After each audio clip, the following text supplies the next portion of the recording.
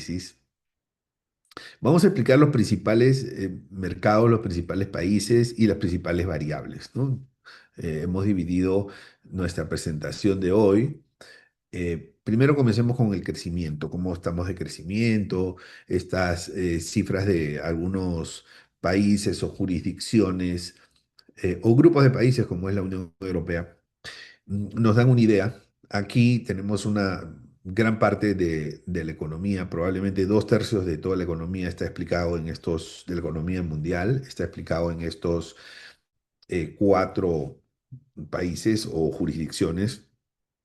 Y aquí podemos ver un poco la gran diferencia que hay entre China, que está creciendo a un 5,4%, versus Estados Unidos, que está creciendo a menos de la mitad de China, y la Unión Europea y Reino Unido, que están creciendo un poco menos de la mitad de Estados Unidos. Entonces, em, las perspectivas de crecimiento son muy dispares. No hemos incluido por razones de espacio aquí a la India, pero la India incluso tiene un potencial, un nivel de crecimiento mayor el de China y un nivel de potencial de crecimiento incluso mayor, ¿no? Entonces, India va a terminar siendo en los próximos años lo que fue China, o sea, el país que despegó, el país que más creció en, a inicios del año 2000, a inicios del milenio, ¿no? Entonces, ese lugar lo va a ocupar ahora la India. China va a seguir creciendo sin duda, tiene una estrategia de largo plazo a diferencia de muchos países que donde tenemos una estrategia de 5 años o de 4 años y algunos ni siquiera de 4 años ni de 5 años, ¿no? Entonces, China tiene una estrategia de crecimiento de 30 años, de 40 años. China es hoy en día, según mis cálculos, la economía número uno del mundo.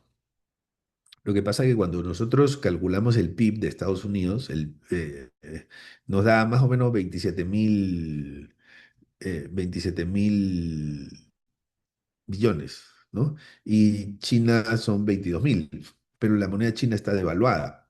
Entonces, es una moneda que cuando uno lo convierte en el dólar, el tipo de cambio, como está muy alto, hace que en el momento de la conversión, el PIB de China en dólares resulte muy bajo, porque el tipo de cambio es muy alto, ¿no? Y obviamente en la dolarización aparece, da como resultado 22.000, pero probablemente eso está superando los 30.000, muy probablemente está superando los 30.000 y probablemente por los 35.000. Entonces, para mí, China es ya la economía número uno.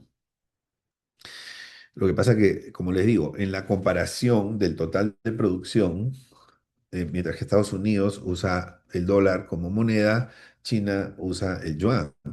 Y el yuan tiene una conversión artificial al dólar. Entonces, cuando uno usa la conversión oficial, obviamente el PIB dolarizado eh, pues resulta menor que el PIB real, ¿no? Y entonces, ¿cómo se calcula el verdadero tipo de cambio o el tipo de cambio más justo? A través del cálculo de lo que es el poder adquisitivo de compra, que es toda una fórmula. eh, y si nosotros usamos esa fórmula, pues el PIB de China ya superó al de Estados Unidos, ¿no? Y eso lo saben en Estados Unidos. Por eso una de las razones de la tremenda rivalidad es el que China silenciosamente le ha golpeado a Estados Unidos donde más le duele, que es el ego, ¿no? Bueno, entonces la economía además debe entenderse como una ciencia social y la ciencia social tiene que tomar en cuenta la política, los elementos sociales, la psicología social y también los componentes geopolíticos y militares, sobre todo cuando se hace el análisis de los principales países. Entonces China, ahí también le ha sacado ventaja a Estados Unidos porque la tecnología de China es de vanguardia y Estados Unidos siempre se caracterizó por tener la tecnología número uno, pero ya China hoy día le está haciendo una gran competencia en primer lugar. En segundo lugar, eh, Militarmente China se ha preparado muy bien, logísticamente se ha preparado muy bien a través de, digamos, toda la ruta de la seda, el crecimiento de la infraestructura en el mundo y sobre todo el manejo de los puertos. Y en el plano militar, China también ha desarrollado algo que ni siquiera Estados Unidos tiene, que son misiles del tamaño de un contenedor. Entonces, evidentemente, hay una amenaza, pienso yo, para Estados Unidos de lo que podría representar China geopolíticamente, ¿no? Que hoy día no se le reconoce a China la hegemonía geopolítica como a Estados Unidos. Si le preguntas a cualquier persona por el país más importante, el que tiene más influencia en lo económico, en lo político, te dice Estados Unidos, ¿no? Eh, pero China silenciosamente tiene el potencial de convertirse en un país de gran influencia en el mundo. Ha estado trabajando en eso. Entonces eso genera cierto ruido y cierta incomodidad a los Estados Unidos, independientemente de que sea Donald Trump el presidente, ¿no? Y que tenga una forma de gobernar y una perspectiva especial. Bueno, entonces en la Unión Europea y el Reino Unido la cosa está muy complicada, ¿no? O sea, son países que eh, digamos, ahí lo que yo pienso es que primero el Brexit le hizo mucho daño a los dos, o sea, los dos perdieron, ¿no? Me acuerdo que hicimos un bancaforo hace muchos años sobre el Brexit y entonces yo usé una metáfora, ¿no? Le dije, esto es como un divorcio y en el divorcio las dos partes pierden. Y entonces aquí la Unión Europea perdió, eh, hay muchas implicancias en términos de precios, de aranceles, de comercio internacional, de mercados, acceso a productos, acceso a insumos, en fin, y lo mismo para Reino Unido, ¿no? O sea, las dos partes aquí pierden. Entonces, les ha costado muchísimo poder recuperarse. Eh, la Unión Europea es un territorio más grande y una economía más grande cuando uno lo ve en conjunto. Entonces, obviamente, se ha podido recuperar más fácil que el Reino Unido. El Reino Unido está muy complicado. eh, Están creciendo a un ritmo de 1,4%. Están creciendo muy poquito, ¿no? Eh, la Unión Europea me dirán, pero también está creciendo a 1,5, es muy bajo, sí, pero la Unión Europea tiene potencial de crecimiento. ¿Cómo vemos, cómo se ve en una economía el potencial de crecimiento a través de un indicador que es la tasa de desempleo? Cuando la tasa de desempleo es alta, el potencial de crecimiento del país es también alto. Entonces vamos a ver la siguiente lámina. Aquí tenemos la tasa de desempleo. Y ya que estábamos hablando de la Unión Europea y del Reino Unido, hagamos la comparación. Fíjense que Reino Unido tiene 4,7% de desempleo y la Unión Europea tiene 6,3%. Claro, puede que haya diferencias metodológicas, que siempre las hay en la forma de medición, pero normalmente se manejan estándares internacionales en la medición del desempleo. Entonces, ¿cuál es el país que tiene más potencial? La Unión Europea. Reino Unido tiene un- una economía menos dinámica y con menor nivel de potencial de crecimiento. Ahora, en el caso de Estados Unidos, ¿qué cosa yo observaría? Que el desempleo está aumentando. O sea, hace como en el 2003 más o menos, o sea, hace 2 años, estaba en 3,6%. Desde de 3,6% a 4,3% se ha ido incrementando. Y si ustedes ven esta grafiquita, ¿no? Vamos a verla por aquí, hay como una tendencia, una pequeña pendiente positiva. No es una gran pendiente positiva, no está muy pronunciada esa pendiente, pero sin duda hay un crecimiento de desempleo en Estados Unidos. ¿No? ¿Va a continuar? En mi opinión, sí, va a continuar. Las, digamos, cuando gana Donald Trump las elecciones, pasa algo y es que se activan las expectativas positivas en Estados Unidos. Y lo vamos a ver en los índices bursátiles, se activan, ¿no? Lo vamos a ver en la moneda empieza a tener un valor mejor. Normalmente pasa eso cuando gana la derecha. Cuando gana la derecha, los índices bursátiles suben y las expectativas son favorables. Cuando gana la izquierda, es todo lo contrario. Las bolsas se desploman y las expectativas disminuyen, desmejoran. ¿Ok? Yo no soy de derecha, yo no soy de izquierda, simplemente les cuento lo que suele pasar en los mercados de todo el mundo.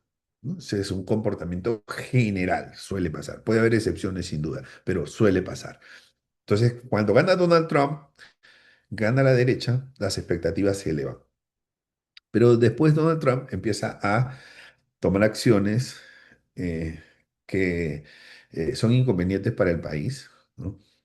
Estas medidas arancelarias y estas amenazas arancelarias, porque ha sido un paquete de amenazas, ha afectado la economía de Estados Unidos de dos maneras. Primero, los aranceles que ya están en vigor, que son algunos, eh, afectan la competitividad del país. Es decir, una de las razones que dice, digamos, Donald Trump es, mira, nosotros le compramos mucho a los demás, pero los demás no nos compran. ¿M?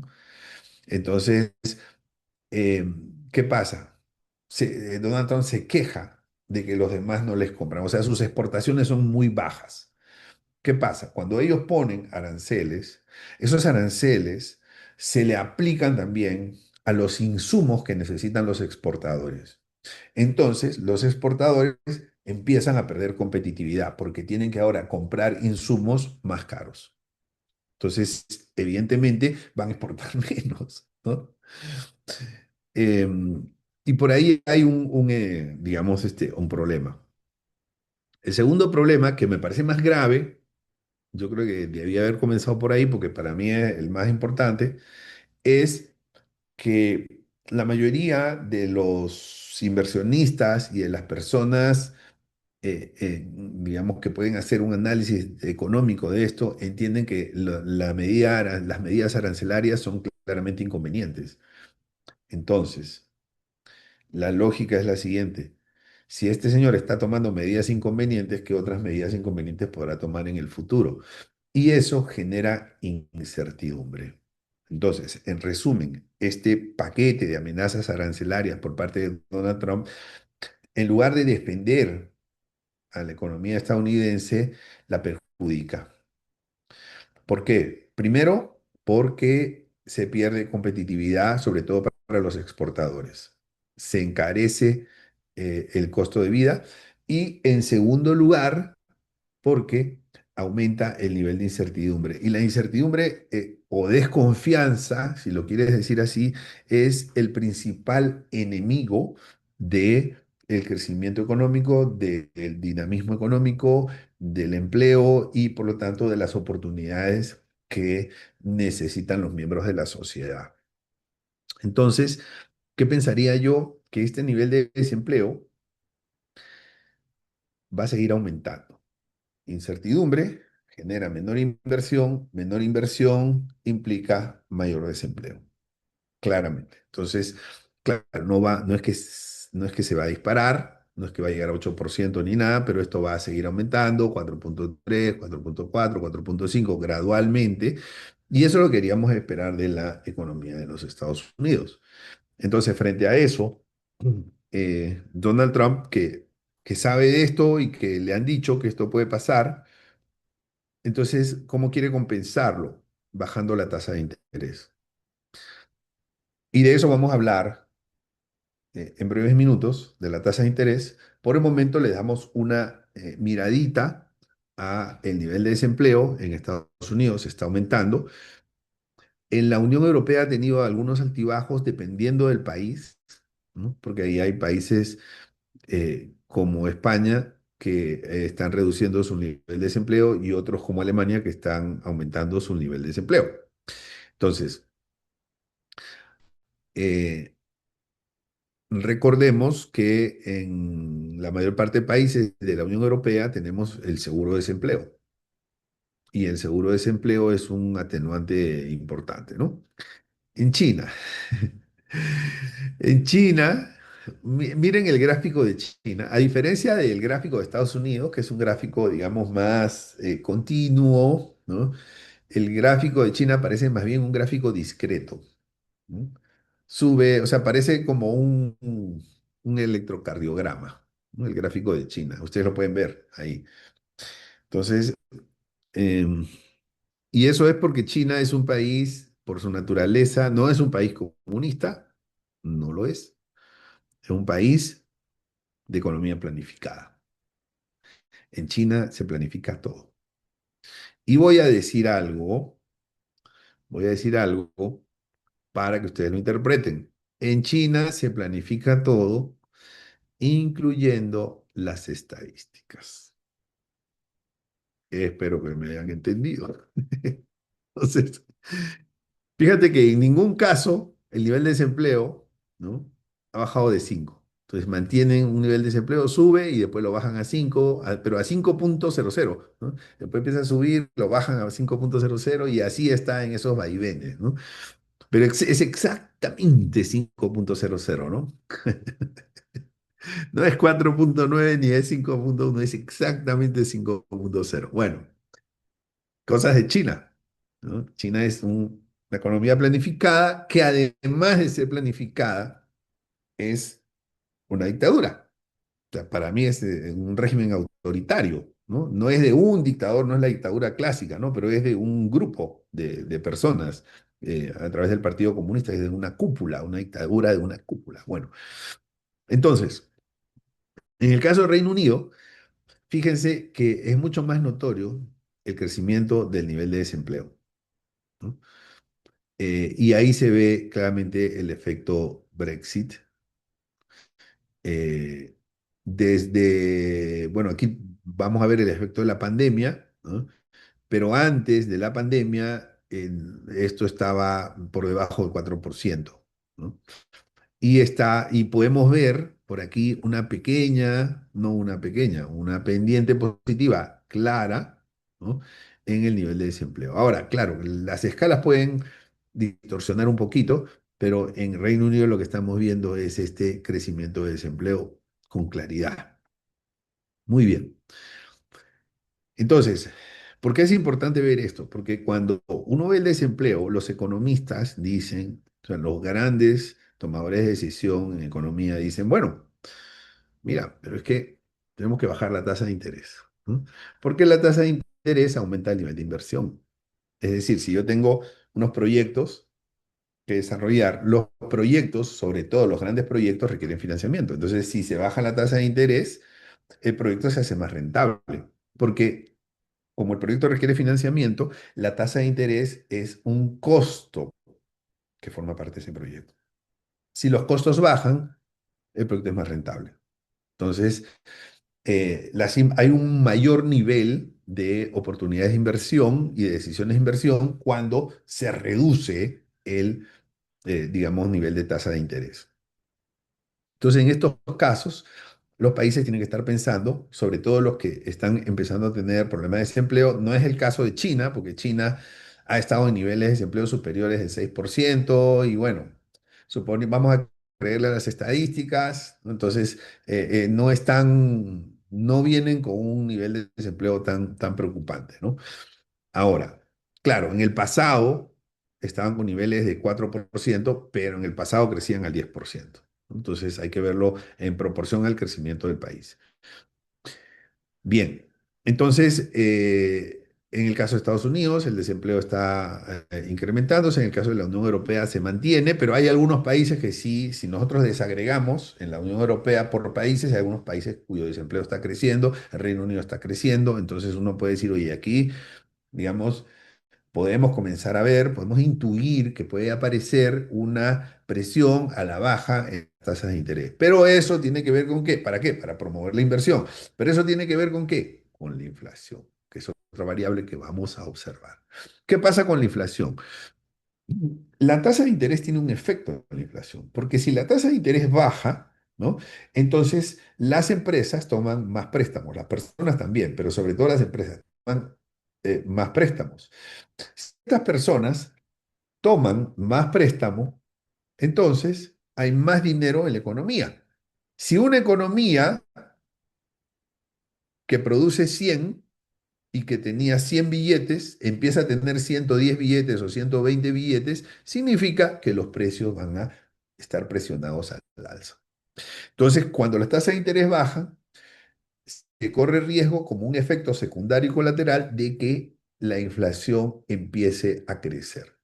Y la inflación es un problema, porque la inflación genera distorsiones, genera insatisfacción social y desequilibrios que afectan a cualquier economía. Muy bien. Entonces, es como darle una dosis a un paciente. Si le doy mucho, puede tener efectos colaterales. Si no le doy la dosis, no se cura. Entonces, el manejo de la tasa de interés es un manejo muy delicado que tiene que hacerse profesionalmente. Por eso, digamos, el manejo de la tasa de interés eh, viene a través del Banco Central y el Banco Central suele ser una entidad independiente del gobierno, ¿no? Para que no use esa tasa de interés con fines políticos, en fin, o populistas. Bien, continuamos. Justamente sobre la inflación. Vamos a ver cuáles son los niveles de inflación. Y aquí me interesa que podamos ver las tendencias. Entonces, si nosotros analizamos las tendencias y yo veo, a ver, tendencia, Estados Unidos, tendencia al alza de la inflación, ¿no? China, China va neutro o incluso con tendencia a la baja, ¿no? La Unión Europea va con una ligera, mínima tendencia y Reino Unido sí va con una clara tendencia al alza. O sea, recordemos que la meta de la inflación era 2%, y una vez que se estuvo cerca de ese 2% o 1% incluso en algunos casos, se empezó ya en una reducción gradual de la tasa de interés. Pero, ¿qué pasa? Los efectos de las grandes decisiones no se ven de la noche a la mañana. Es decir, estos efectos que hemos hablado de el impacto negativo que tienen las amenazas arancelarias y las políticas arancelarias del presidente Trump en Estados Unidos no es que se van a ver, digamos, inmediatamente el mes siguiente, incluso de repente no se ven este año, se ven el próximo año, ¿no? Entonces, hay un rezago, hay un periodo de rezago desde el momento en que se toman las decisiones y el momento en que esas decisiones empiezan a tener consecuencias. Entonces, cuando nosotros vemos esto, ¿no? Decimos, las tasas de interés, que en algunos casos están bajando, me están indicando que hay una mayor potencialidad de que esta inflación, que ya ha agarrado una tendencia, pueda seguir incrementándose. Eso es muy probable. Eso es muy probable. Entonces, bueno, vamos a ver aquí qué es lo que sucede con la tasa de interés. Bueno, entonces la tasa de interés en Estados Unidos, la Fed bajó la tasa de interés, vamos a verlo por aquí. Durante mucho tiempo estuvieron haciéndose los difíciles y bajaron la tasa de interés de 4,5 a 4,25, ¿no? La bajaron hace 2 semanas.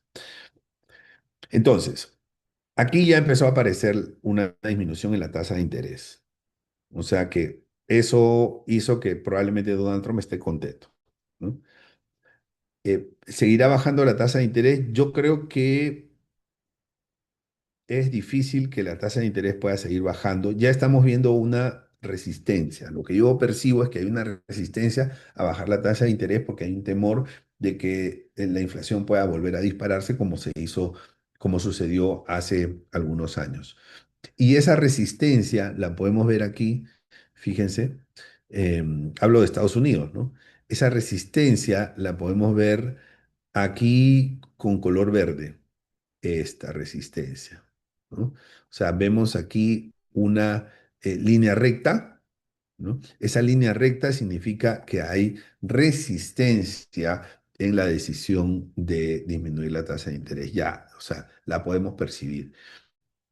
Hubo, por negociación o por persuasión o por las razones que sea, una disminución.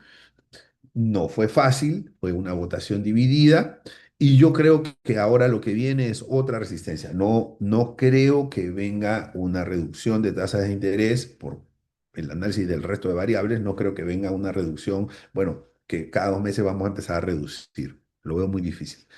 Entonces, eso, bueno, ¿por qué es importante ver la tasa de interés? Porque al final no se olviden que todo eso nos afecta a nosotros, ¿no? O sea, estas tasas de interés, sobre todo las de Estados Unidos, tienen un impacto en la economía mundial. En la Unión Europea, que mantiene niveles de desempleo que le están preocupando, el Banco Central ha estado disminuyendo, disminuyendo, se ve también cierta resistencia, ¿no? La Unión Europea siempre ha tenido como visión estimular las tasas de interés, o sea, a lo máximo que llegó fue a 4,5 en el año 2024, cuando la inflación casi que llegó al 10% en la región europea. Entonces, la- como respuesta a esa inflación, la tasa de interés se elevó para contrarrestar la inflación, para aplacar la inflación y llegó al nivel de 4,5%. O sea, 4,5% es casi el nivel de las tasas de interés de ahora en Estados Unidos, ¿no? Entonces, y después empezó a bajar, a bajar, a bajar. Está en un nivel ya de cercano a 2%. Yo veo difícil que eso siga bajando. Ellos están muy interesados, les gusta, porque eso se ve en la evidencia, a los europeos mantener una tasa baja. ¿Ok? Pero eh, ya estamos viendo algunos rebrotes inflacionarios, entonces veo difícil que eso siga bajando en la Unión Europea. En Estados Unidos puede ser, pero con resistencia. O sea, no, no algo tan sostenido, tan... Claro, eso es con la información que tenemos ahora. Si a futuro empiezan a pasar otras cosas, obviamente cambian los escenarios.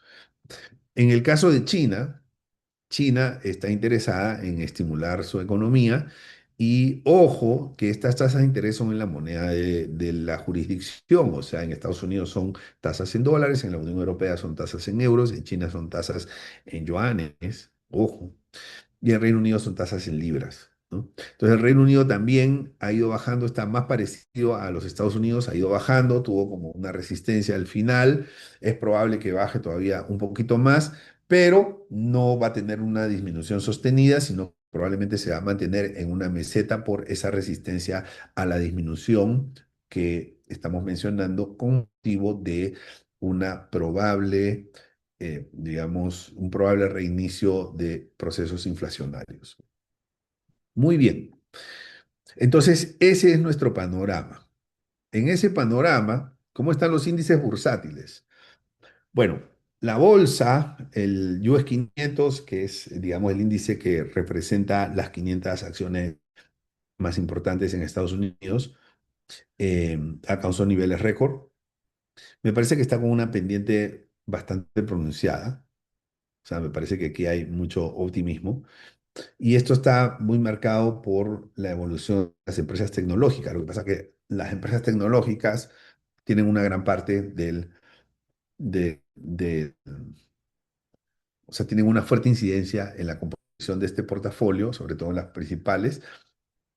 Y pues lo que estamos viviendo hoy en día es una revolución tecnológica tan grande en donde empresas como Nvidia, empresas como Microsoft o Meta, em, o la misma empresa del grupo de Elon Musk, son empresas que están teniendo, digamos, mayor importancia en este nuevo orden mundial que tiene que ver con el desarrollo de la tecnología y la inteligencia artificial. Entonces, eso en gran parte explica, ¿no?, ese crecimiento bursátil, sobre todo a nivel de pendiente, ¿no? Porque la bolsa siempre va a estar subiendo, en general, si no pasa nada raro, va a estar subiendo con altibajos, ¿no? Entonces, pero cuando uno ve la pendiente de hoy, vamos a explicarlo de otra manera, ¿no? A ver, antes de la pandemia, la pendiente era esta. Hoy en día, la pendiente es esta. Entonces, claramente se ve. que esta pendiente número uno es mucho menor que esta pendiente número dos. ¿Qué cosas hay ahí? Pues hay una gran importancia del crecimiento de las acciones tecnológicas. Alguien me dirá, no, pero también hay burbujita ahí. ¿M?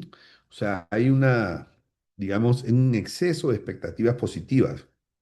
Puede ser, puede ser. ¿M?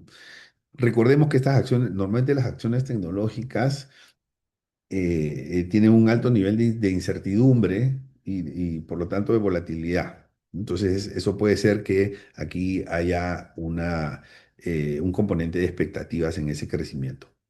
Pero bueno, la bolsa está subiendo.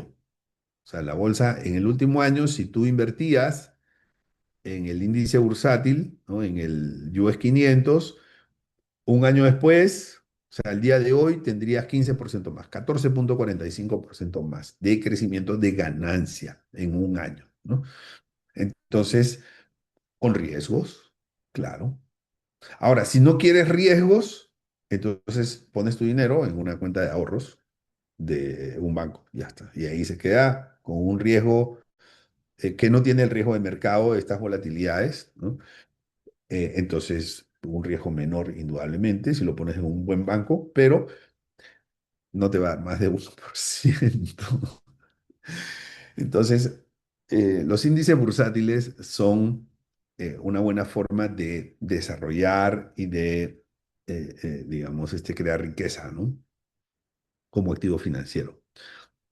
Bien, lástima que en Latinoamérica esta no sea una opción tan desarrollada. El Nasdaq, ¿no? Aquí vemos que el crecimiento del Nasdaq en el último año es de 23% prácticamente, es mucho mayor. ¿Por qué? Por la misma razón que les estaba explicando, o sea, ese crecimiento, ese despliegue este, de mayores inversiones y adquisiciones en acciones viene más por el lado de las eh, empresas tecnológicas. ¿No? O sea, digamos, las acciones tecnológicas en promedio están creciendo más que las acciones en conjunto de toda que resumen la economía, que representan la economía. Entonces, y la economía nos está cambiando, perdón, la tecnología nos está cambiando la vida. La tecnología hace que bueno, primero que el bancaforo sea virtual. Y no como antes, que el bancaforo era eh, un bancaforo presencial, ¿no? Segundo, eso hace que probablemente nos podamos conectar desde diferente lugar y aquí hay un público muy, digamos, extenso, ¿no? Diverso. Aquí tenemos gente de varios países. Entonces la tecnología nos cambia la vida. Eso hace que ya no tengamos que ir al banco a hacer un trámite, todo lo podemos hacer por la tecnología, ¿no? Entonces, em, y si la tecnología es más importante, si la tecnología ahorra tiempo, la tecnología agrega valor, porque tiempo es dinero. Y si te ahorra tiempo, te ahorra dinero. Y si te ahorra dinero, te agrega valor.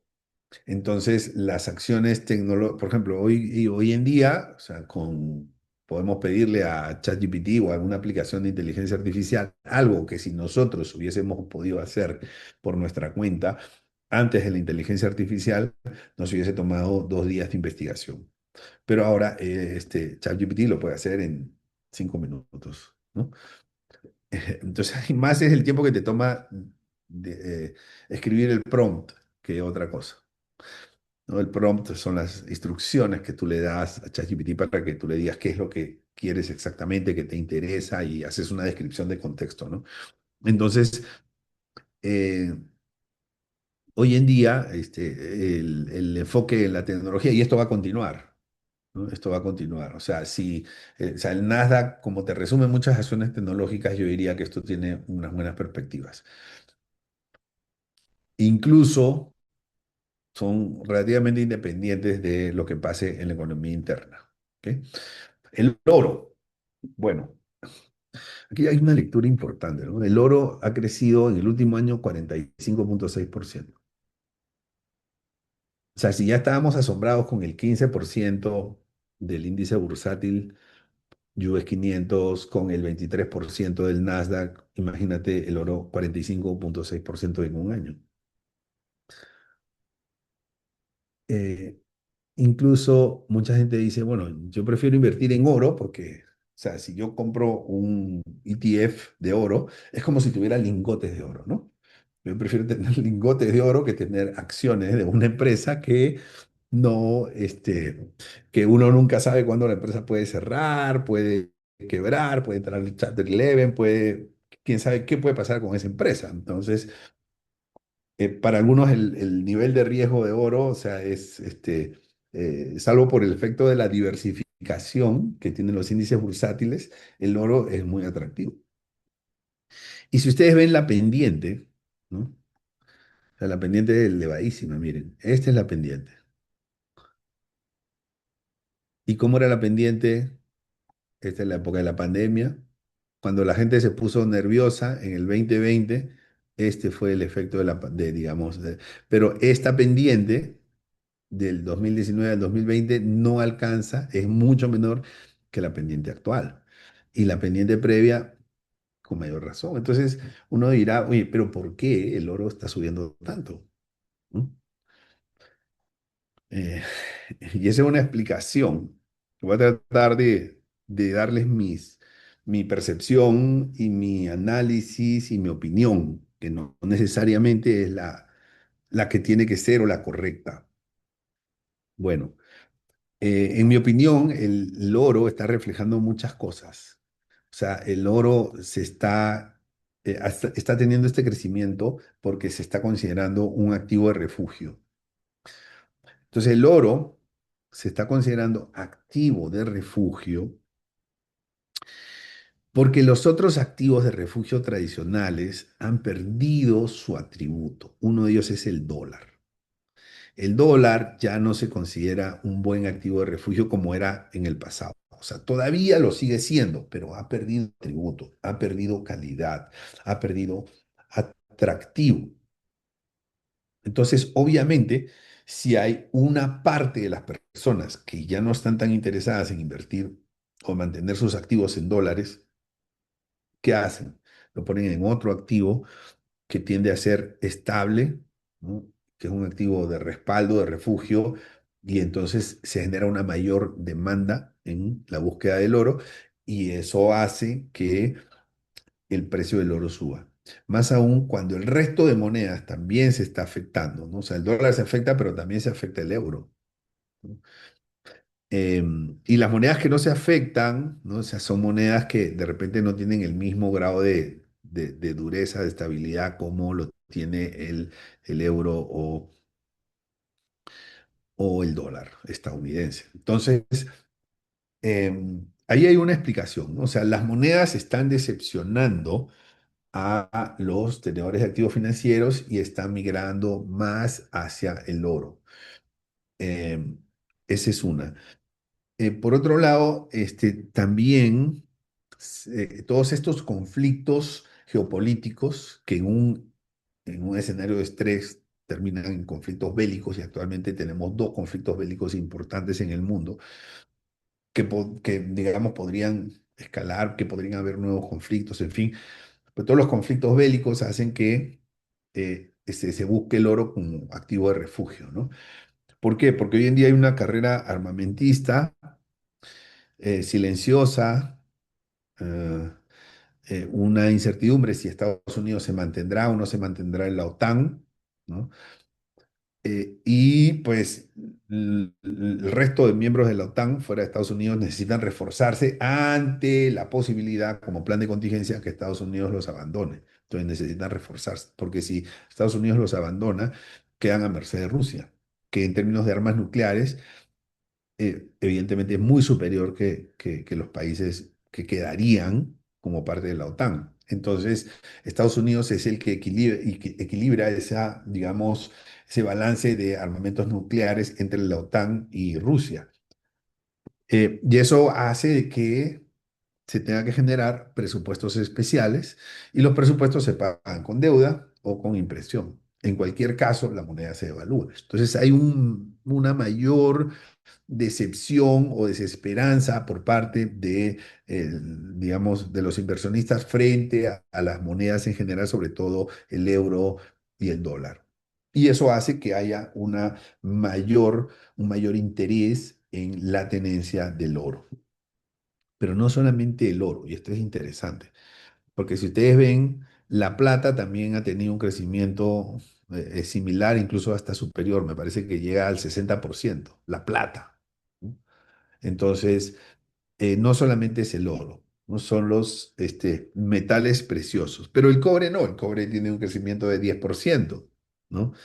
Incluso el acero tiene una disminución del 10%. O sea, no es que los metales, no, no, no, son los metales preciosos, ¿ok?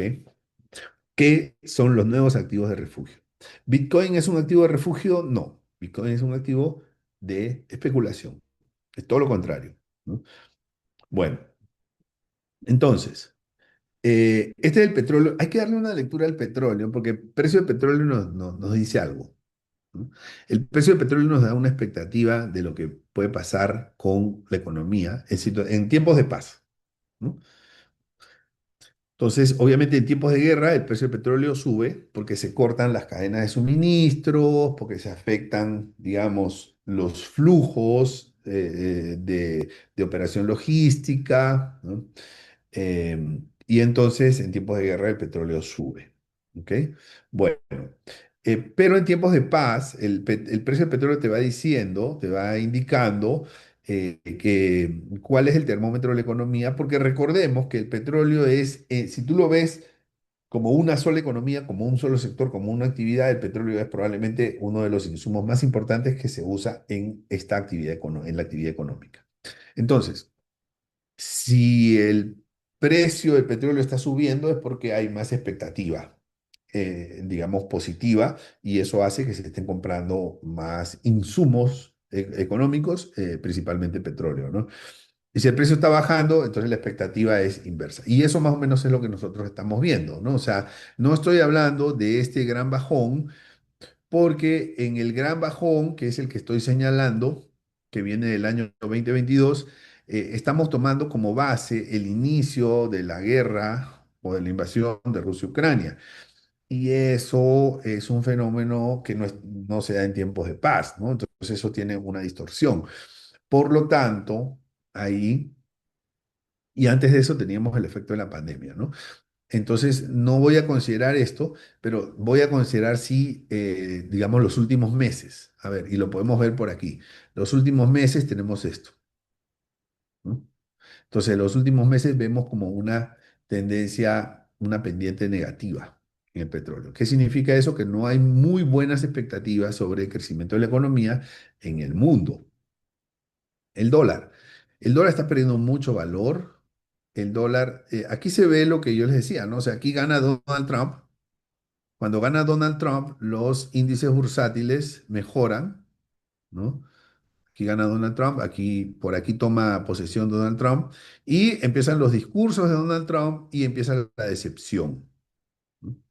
Empieza la decepción con altibajos, se mantiene.